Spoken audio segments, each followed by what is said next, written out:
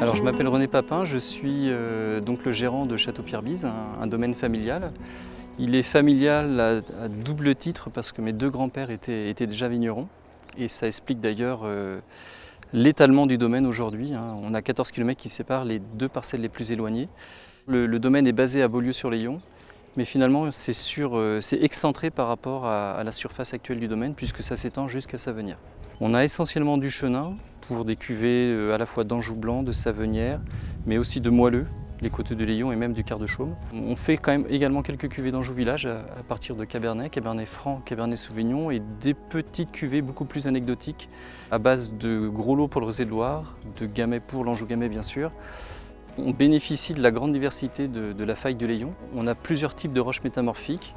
Donc les schistes déjà, sachant qu'au sein des schistes, il y a déjà plusieurs types de schistes. Et puis on a également des roches, des grès, qui font partie des roches métamorphiques. Et une zone intermédiaire sur Savenières, ce qu'on appelle des schistes gréseux ou grès schisteux, parce qu'on est entre les deux. On a également sur ce site même des Rouanières, une roche qui s'appelle la spilite et qui pour le coup est une roche magmatique. Très intéressante sur le plan expression minérale. Au-delà de l'aspect typicité, plus sur un plan géologique, il y a toute cette authenticité qui est en lien avec elle quand même, de la gestion du sol, des couverts et de l'environnement.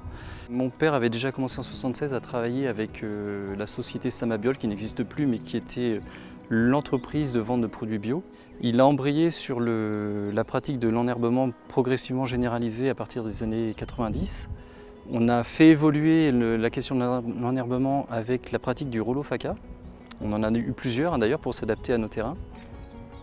Et puis voilà, de fil en aiguille, on en est arrivé aujourd'hui à une validation bio à partir du millésime 2019. Château Pierre-Bise est un domaine très implanté aujourd'hui à l'export puisqu'on fait 50%, voire un peu plus de 50% aujourd'hui, qu'on souhaite encore développer parce que je trouve qu'on a des rapports privilégiés avec les importateurs. En tout cas ceux qui sont justement intéressés par cette démarche à la fois d'expression minérale et de biodiversité.